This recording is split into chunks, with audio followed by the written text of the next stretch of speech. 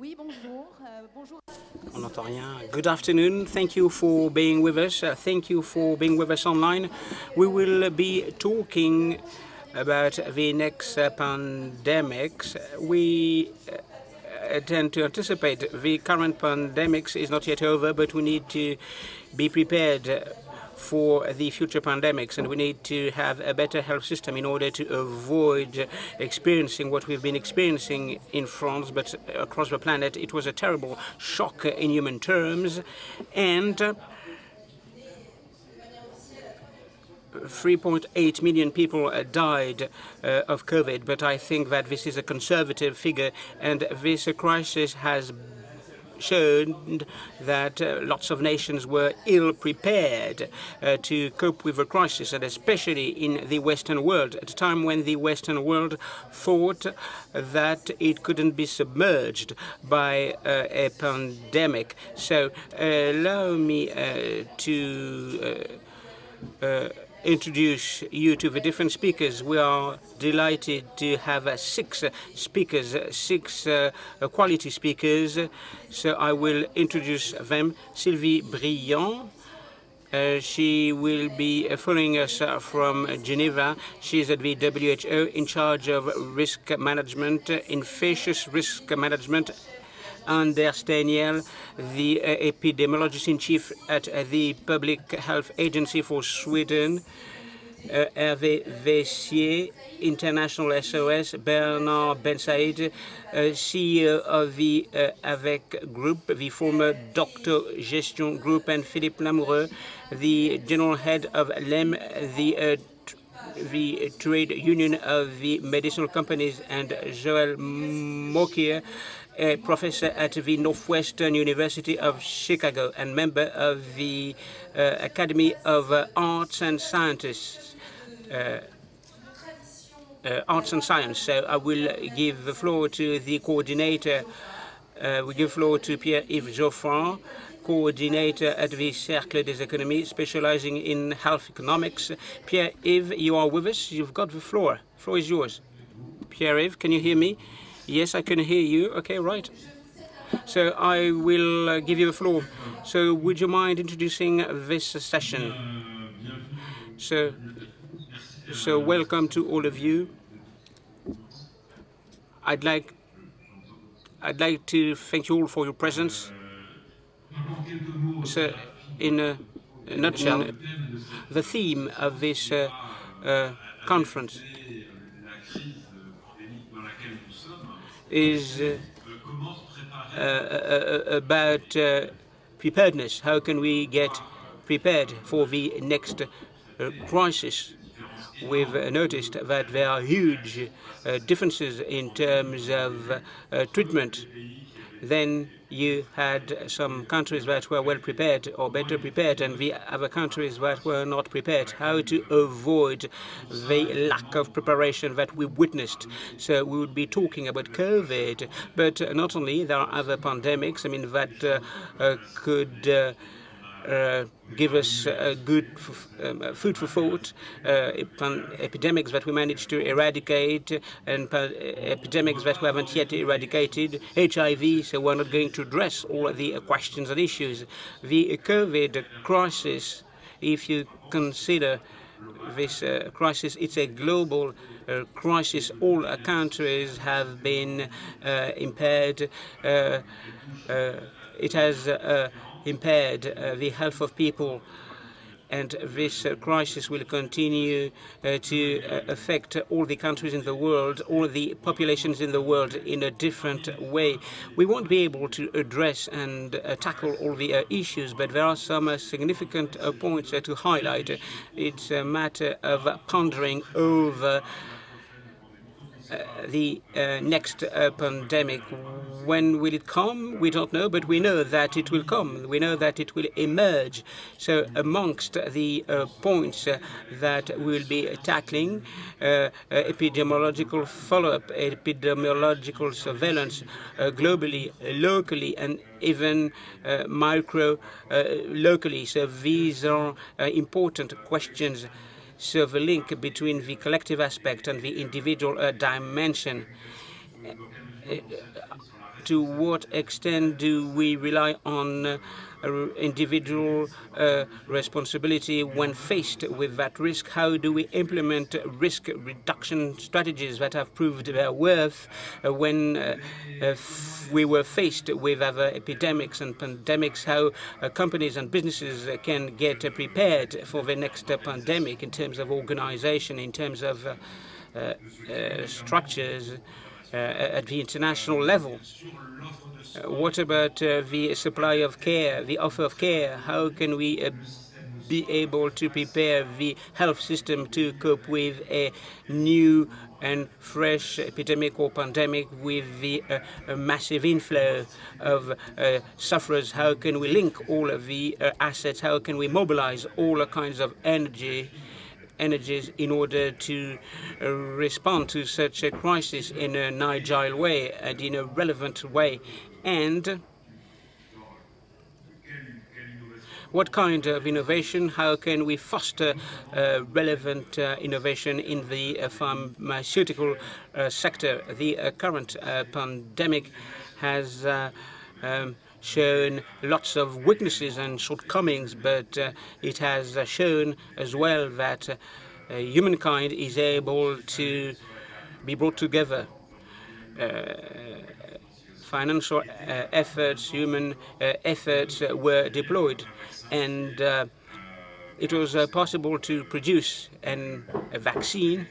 It is not the be-all and end-all, the manufacture of a vaccine, but it's a tool. The vaccine is a decisive tool when it comes to mitigating the pandemic. Moreover, in the pharmaceutical sector, we've noticed that other problems have been exposed. Tensions on the supply chain, the lack of drugs, the lack of medicines. These are not new things, but these problems were brought to light with the current crisis. I'd like to thank all the speakers, and I will give the floor to the different speakers. I will hand over to Nathalie Rollin. Nathalie Rollin will be moderating the session. If I have some time, I will deliver a few concluding remarks. But of course, it would be better to have a relevant discussion than listening to my conclusion. Well, let's head for Geneva. Let's head for Geneva with Dr. Briand, Sylvie Briand. We can't hear you. We can't hear you. Can you hear me now? Yes, we can hear you. So you're at the helm of the infectious disease department at the WHO. You are in charge of pandemic risks and epidemic risks. During this crisis, WHO has been criticized because so the health crisis was not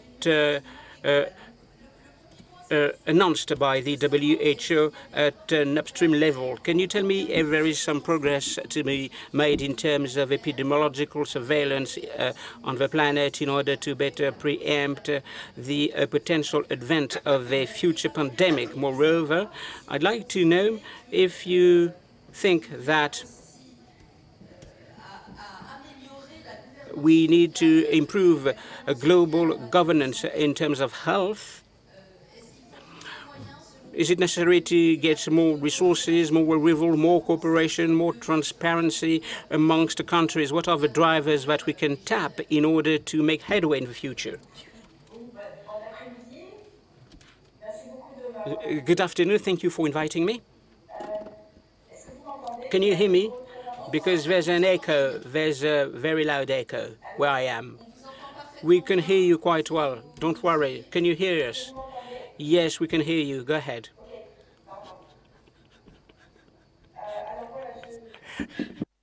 J'ai toujours l'écho. Non, non, nous on n'a pas d'écho. There's an echo. No, go ahead. So I'll try to do my best. It's a little bit disruptive, to talk when there's an echo behind you. Thank you for your questions, the questions that you've raised.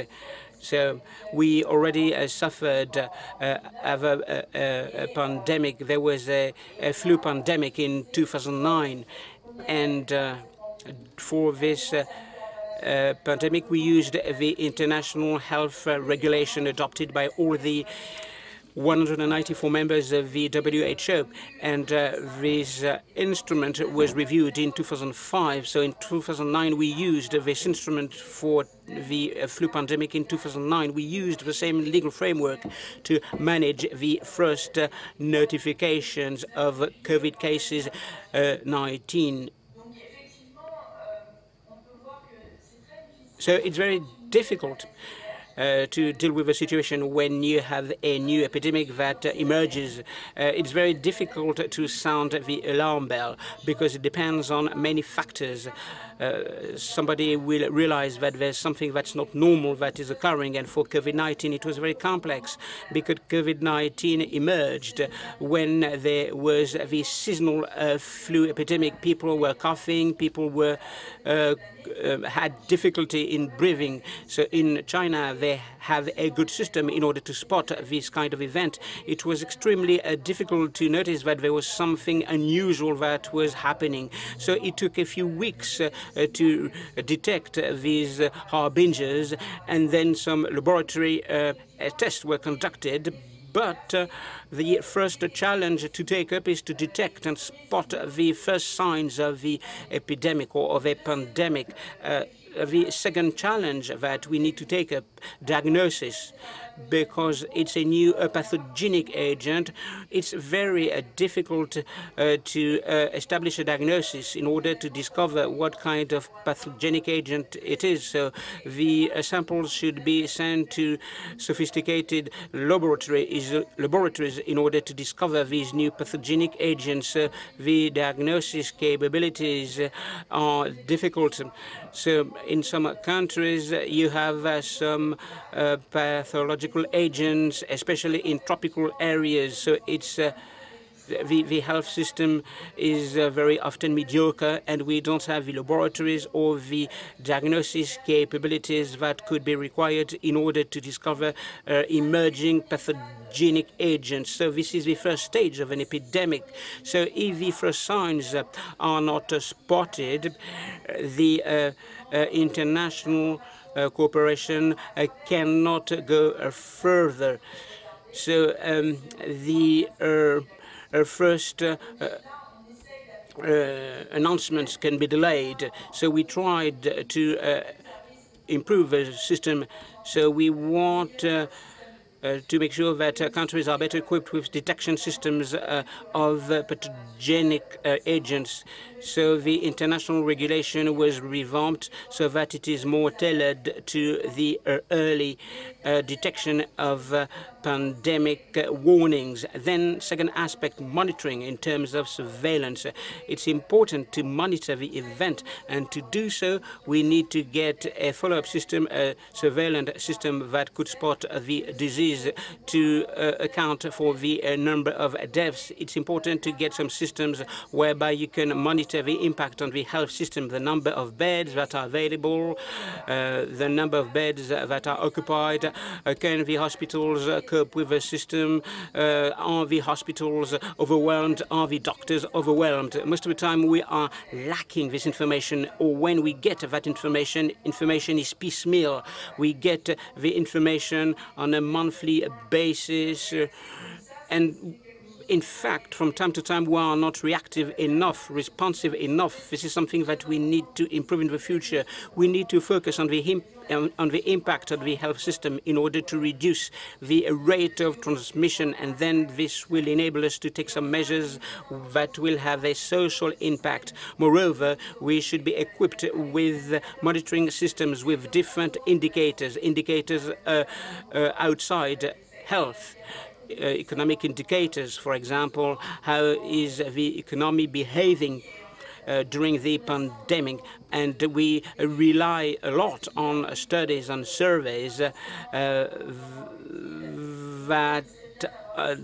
are not timely. So it's important to have responsive systems in order to monitor the management of a crisis in real time. And moreover, we don't have enough indicators on the social impact of a pandemic.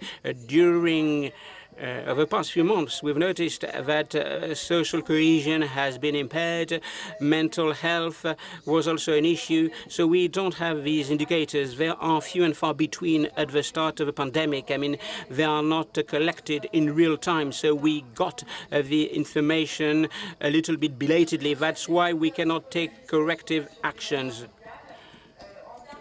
In terms of governance, we need to review the governance system. The member states are currently discussing that topic. They are eager to implement a treaty in order to get prepared for a future pandemic, and there will be a global debate. Some proposals will be mooted in order to see how we can beef up global cooperation. I will give the floor to Anders Teniel. Mr. Teniel, can you hear me?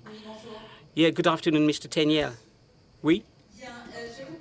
Oui. So I will introduce you. You are an epidemiologist. You are at the Public Health Agency in Sweden, and you've implemented a strategy based on individual responsibility. Correct me if I'm wrong.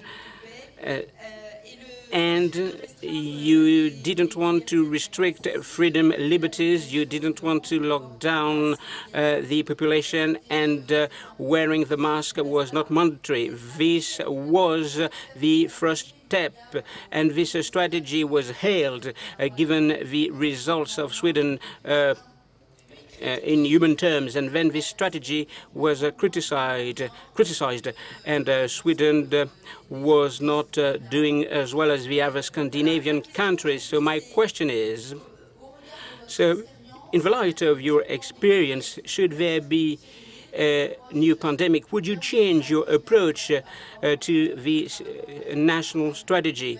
If there is a new pandemic, I mean, would you change your strategy, your initial strategy?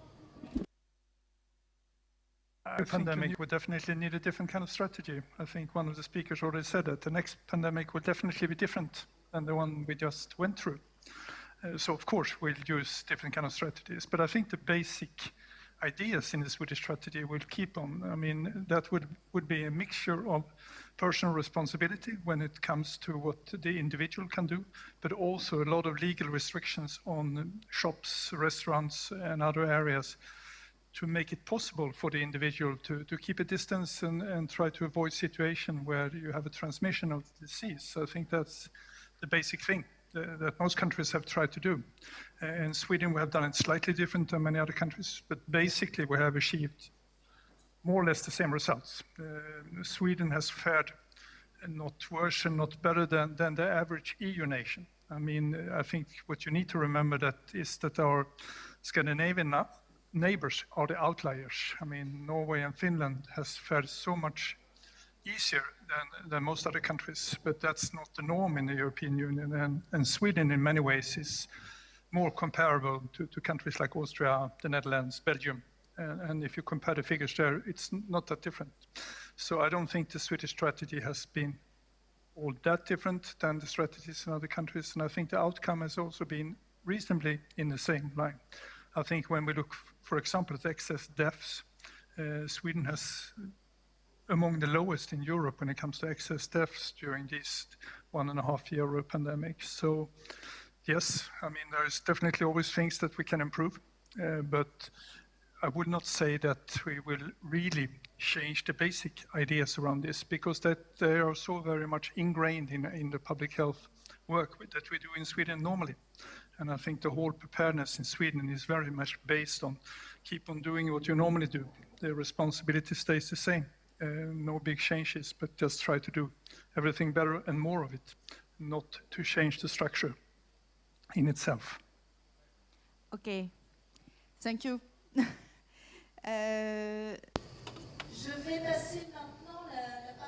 I'll give the floor to Mr. Arnaud Vessier.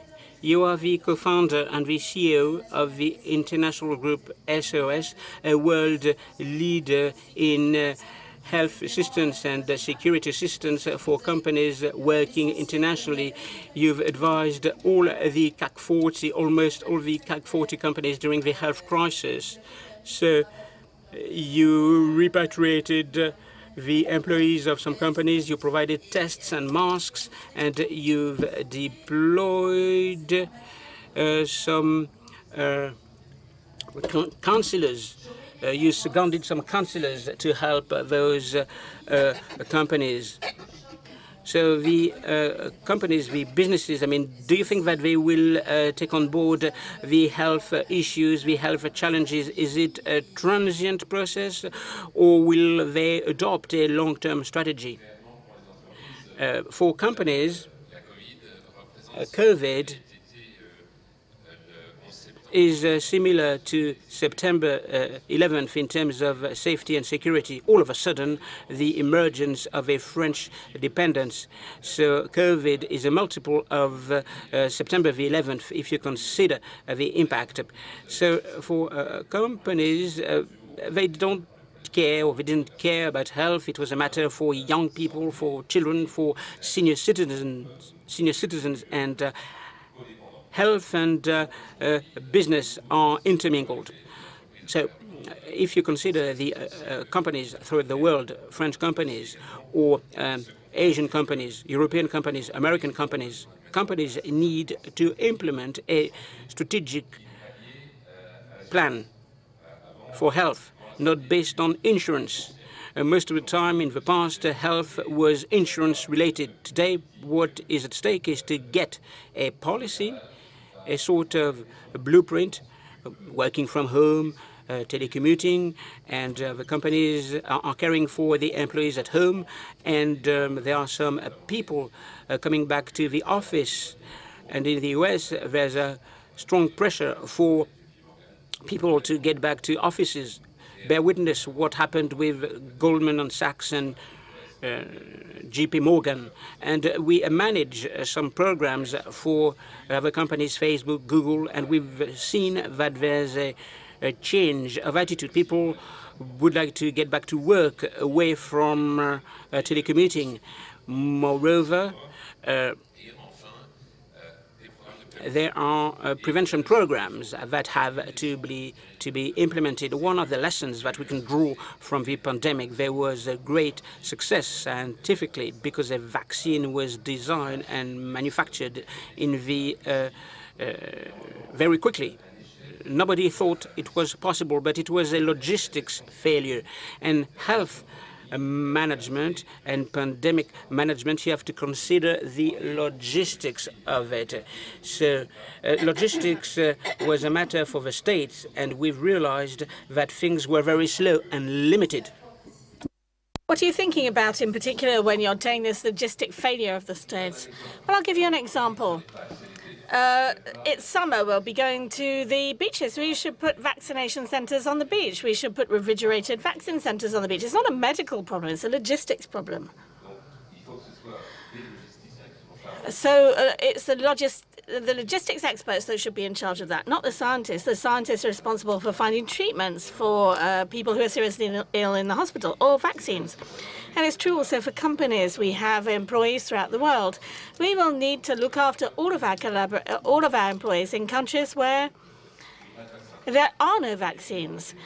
Developing countries will rely upon companies for vaccination programs. We do it in Indonesia, New Guinea, and other countries where this jurisdiction will be competency will be transferred to companies, and we will need to vaccinate all of our employees. So the responsibility of companies in countries where the health systems are not robust will be key. And this is for vaccination, which is urgent because we're far from having vaccinated our populations, and also for the preparation for future pandemics, because this is the fifth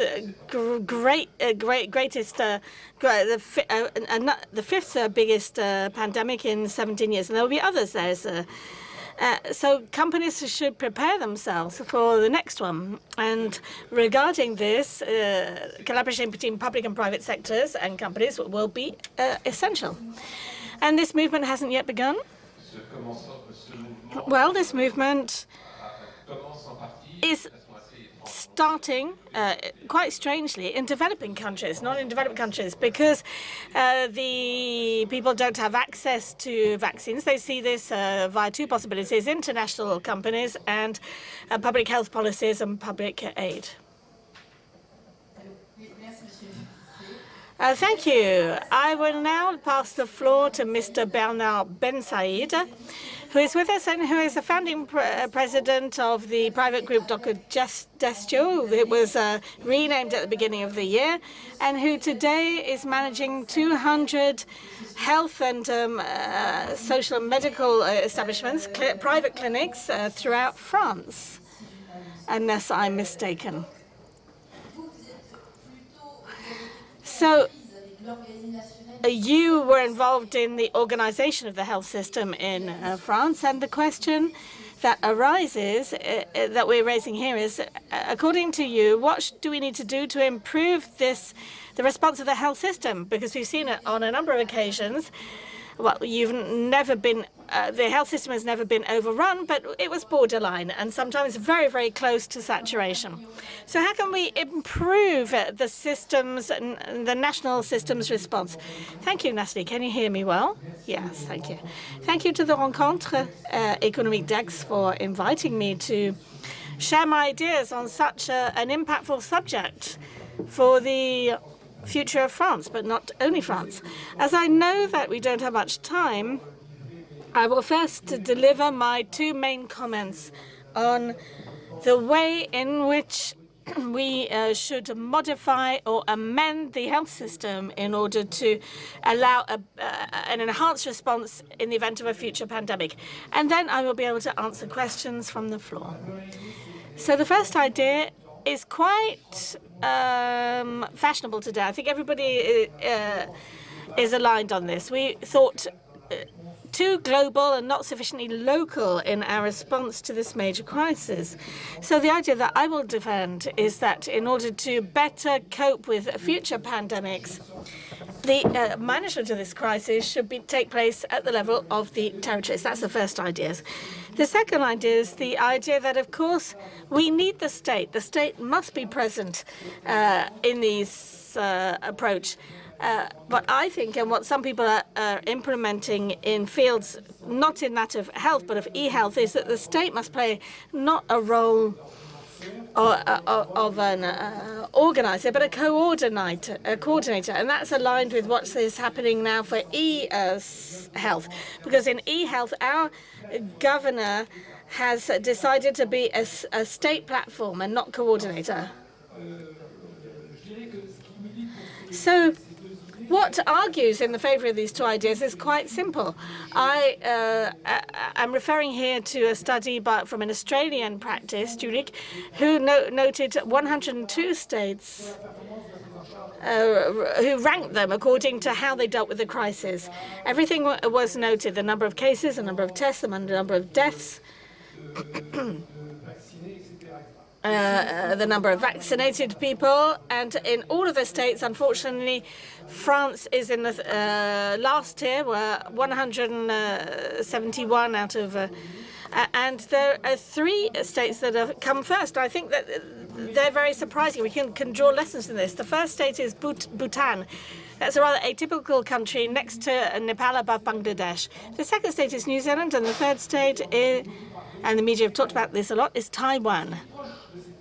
So what these 3 states are similar in the fact that they're small states. So they're states where there is very strong national cohesion. And indeed, this is the conclusion of this study. The countries that reacted well to the crisis are countries that firstly reacted very quickly, secondly reacted very strongly, thirdly in which there's very strong cohesion. And France is too big for that. The country is too big for that. We can see that we didn't react fast enough. We had to bring the French people on board. There was communication on behalf of the government that was exceptional, but it took a lot of time to prepare us. And we saw the consequences of this. So if we come back down to the level of the territory, then we find this small is beautiful. The fact that territorial organizations are on board and demonstrated a lot of solidarity with regard to crisis. They know how to coordinate and they know how to manage urgent situations emergency situations in the territory and to act fast. So I think in the next crisis, we need to give the authority to the territories to manage the crisis. The second thing is that we do need the state. So what is the role that the state should play? That of coordinator, that of facilitator. The state must act as a platform, and this is precisely the approach that the government has engaged in, which is personified by two people who are very important and who are really allowing e-health to progress in France, and they will become major in the coming years. We know that digital solutions will have a real contribution to managing these crises. And so we're placing a big bet on saying the government won't be organizing, they will be a platform. And I think that indeed we could draw an example of this approach in order to envisage an operational approach to crisis for future crises in the form of a platform state. Thank you, Mr. Ben Said. I will pass the floor now to our friend Philippe Lamoureux. You are General Director of the LEM, the Union of Pharmaceutical Companies or Drug Companies. You were in the front line of supplies in drugs and reagents. The country discovered the extent to which we were dependent on foreign countries and rather distant countries, for example, India, with regard to drug supplies. So regarding a possible future pandemic, do you think that we must bring the production of drugs back into France, develop these sectors as we hear? You can tell us about this, maybe.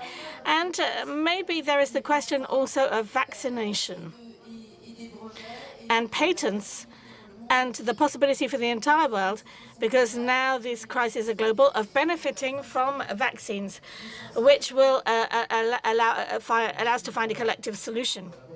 Thank you. Well, first of all, as industrialists, we feel very proud because, as you said, to find a vaccination in 1 year was an incredible challenge, and that was done thanks to the support of the state.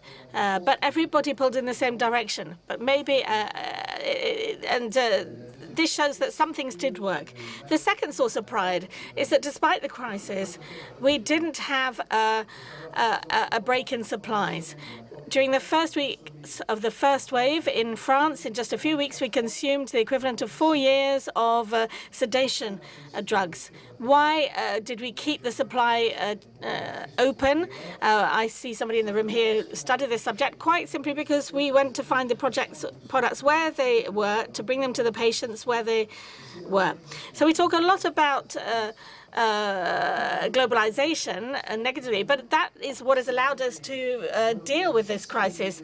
So the idea is to be able to relocate without de-globalizing. And you talked about the meeting that took place in the Élysée 2 days ago. Our industry is a strategic industry, just as the weapons industry, just as the telecoms industry. And firstly, our industry is a tool for health autonomy, and our industry is a tool for the creation of value. So this does encourage us to change the way in which we view this industry, which is not just an expenditure in the health accounts, but it should be considered as a long-term investment budget. So this is what has happened. There were some very important announcements made 2 days ago, and I will come back to this if there are any questions. But I think that what we can learn for the next crisis, if I may, the first is to draw learnings from these crises. Some things went well. For example, we were able, even in countries such as France, of triggering authorizations for clinical trials very quickly in order to lead our research very quickly. And we must pay homage to the drug agency. That was very well achieved. And other things didn't work as well. I mean, I think, for example, that public orders are not suited to a crisis situation. And maybe we need to look at that. I think also that some things worked very badly. Even as industrialists, we realized that our production tool was not flexible enough. We realized that we were not always optimally using data. We realized that there were cooperation processes and coordination that was insufficiently formalized. The second element is that we need to look at what happened in the global gold standards, and that really strikes me. The countries on the industrial level who were the most effective are the countries that have really pulled down the silos between academic research, biotechs, and big pharmaceuticals. Everybody worked in the same direction, Oxford with AstraZeneca, BioNTech with Pfizer. It's true that France does not have this culture of breaking down the silos, does not have this culture of working together. And I think that this crisis it allows us to really take a more positive view of the pharmaceutical industry, which is so useful in the during a pandemic. We need to relocate, but relocate without deglobalizing, and relocate at the global level. Not at the level of a country that is meaningless. We need to attract innovative products also in the territory. We need to have the entire range of production, and we need to regain growth. And the crisis leads us to rethink the market economy. You cannot develop an industrial sector thanks to subsidies, but because there is a market and because you have a visibility of this market. Last point, you were talking about the global situation, and I think that there, once again, we must anticipate things. You were talking about patents. I think we're taking things from the wrong angle. I think it is the patents that allow us to develop our fight against the pandemic. First of all, because without patents, there is no research, and in particular, when we see the speed at which the different variants are developing, we need the patents. And patents are a guarantee when you sign cooperation agreements and international production agreements. So to give you a figure, because we don't talk about this a lot, so thank you, X, for allowing me to talk about this. In 1 year, we found a vaccine, but we also doubled the global capacity for vaccine productions. So the production tool really went through the roof. It developed exponentially in 1 year, but there is an elasticity that we have not yet achieved. And I will stop soon. The idea of doing away with the patents and scaling up what's happening in developing countries is a very good idea in the long term. We need to develop the production of vaccines in developing countries. But when you see how long it takes to set up a factory to produce vaccines, I think that the pandemic will be just a bad memory. Thank you very much. We are going to join Joël Bouquier, who is in Chicago. Mr. Mokia, can you hear us? So you, a professor in economy and history at the Northwestern University of Chicago, a member of the American Academy of Art and Sciences. The COVID pandemic, can it be compared to the disaster that the flu had at the beginning of the century? And what are the main differences that you have identified? And what is the place of technical progress in today and for a potential future pandemic, to solve the pandemic? Can you just nod if you hear me, because I don't hear myself? Okay, good. So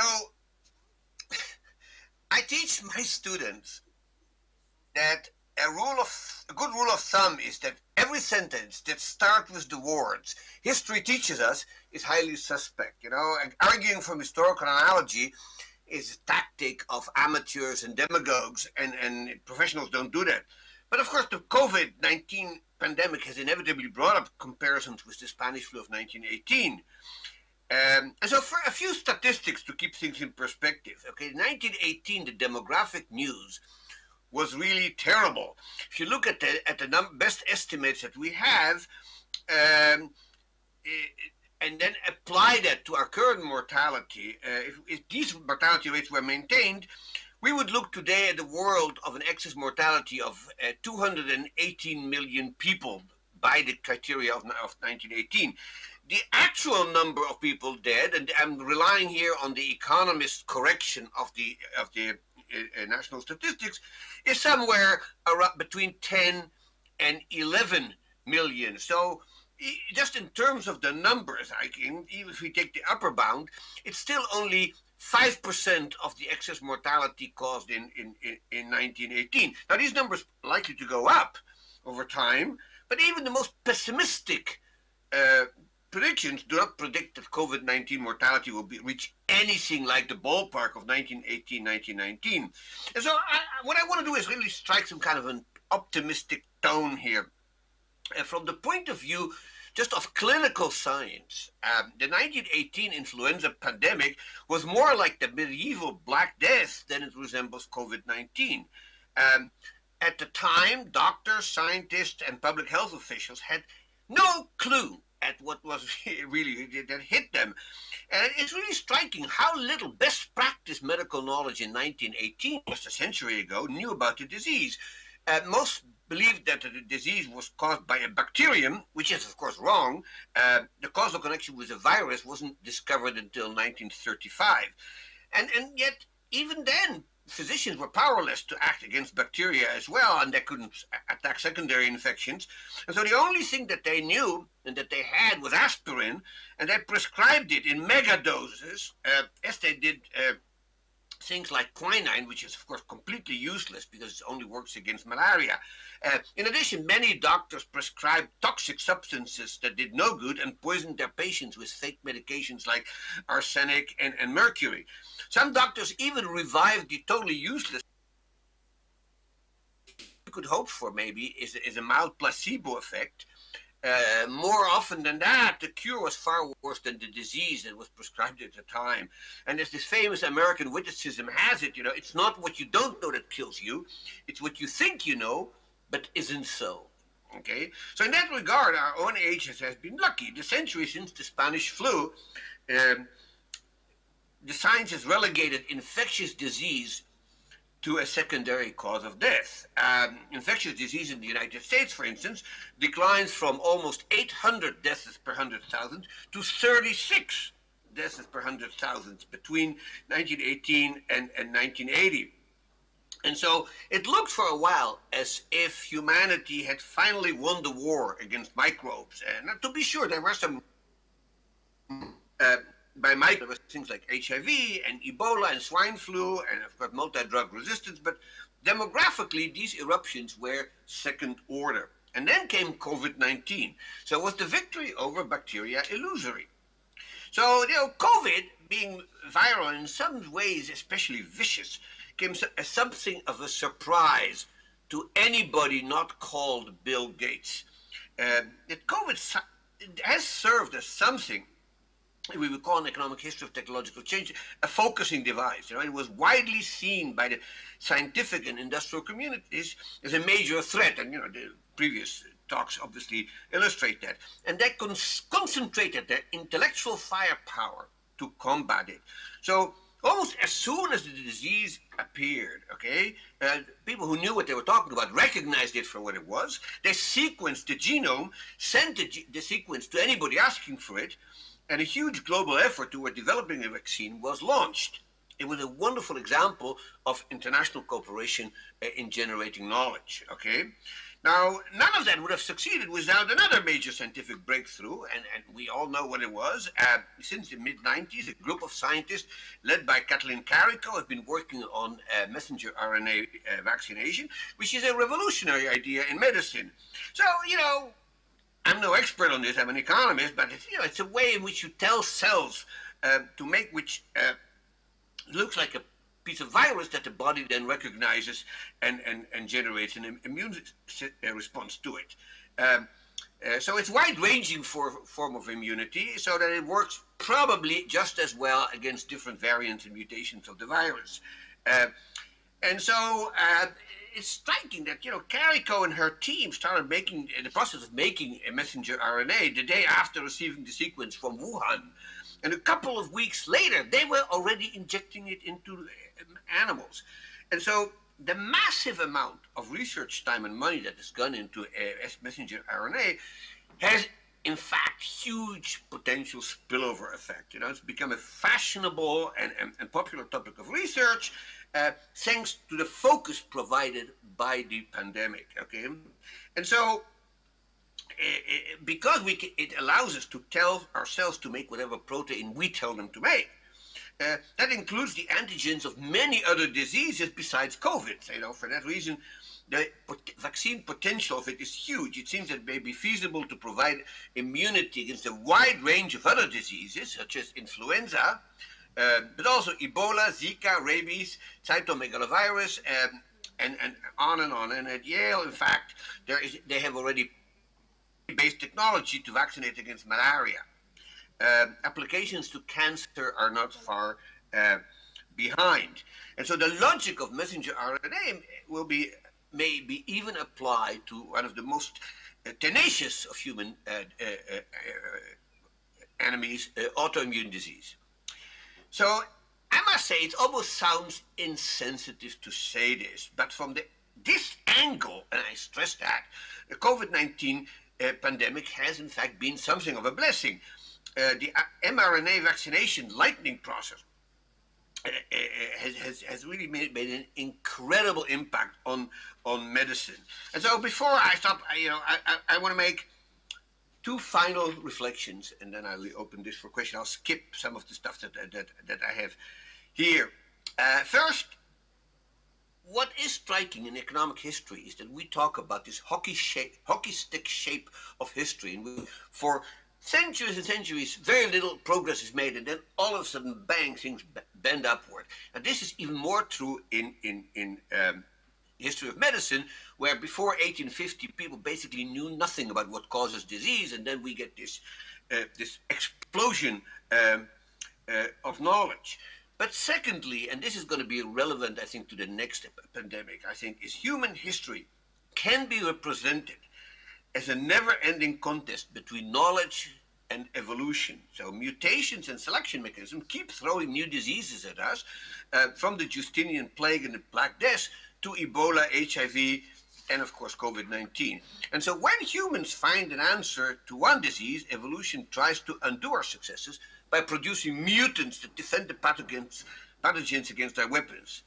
So sometimes our triumph is quite final, like in smallpox, or to a large extent even in polio, where our victory has been almost complete. Sometimes it's very partial and ephemeral, like in influenza and HIV. But given what has happened in the last year, I would say in this race between evolution and human ingenuity, bet on ingenuity. Thank you. Thank you. Thank you, Monsieur Mokir. Thank you, Mr. Mokir. Pierre-Yves, can you give us a conclusion, some words of conclusion? Time flies. Maybe a couple of questions from the room, from the audience, maybe? Some questions? Anyone who would like to ask a question in the room? So, can you just recap? Yeah. It's a daunting task for me to give some concluding remarks. So it's very difficult for me to summarize what has been said.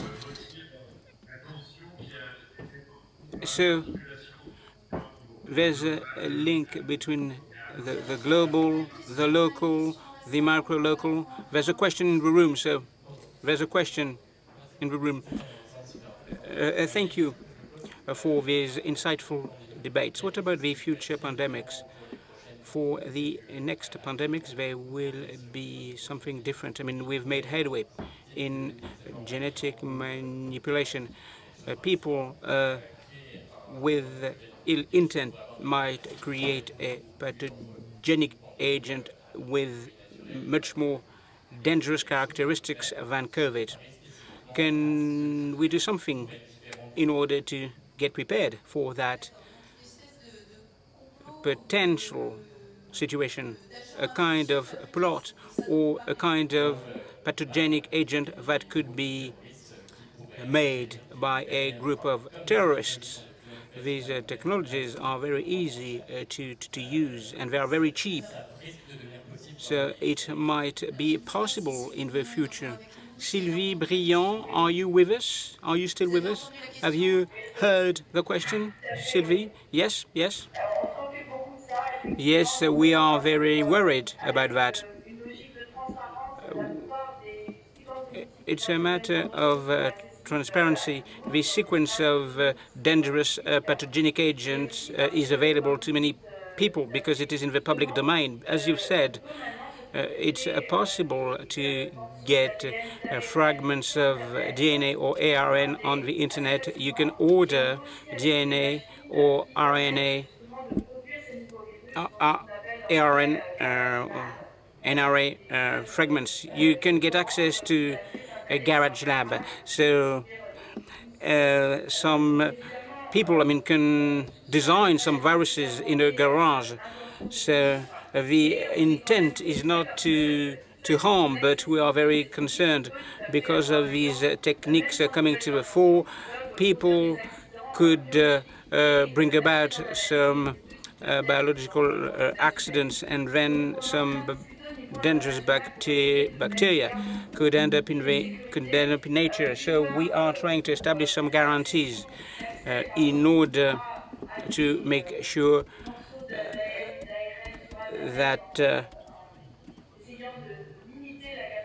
people can't get access to some fragments of DNA or RNA, but it's important to equip these machines with some safety and security systems. The objective is to make sure that viruses can't be reproduced. Hence, international cooperation, regulations should be draconian and stringent, but it's very difficult because of globalization. And of course, there are some regulations in some countries, but in others, these regulations are few and far between. So that's why these pathogenic agents might emerge. So it's an issue of international safety, international health, and we try to come up with some solutions. So time is up. Thank you to all of you. It was a fruitful debate. It was not possible to cover all the topics. I'd like to thank you all. And we have now a new roundtable. Thanks a lot.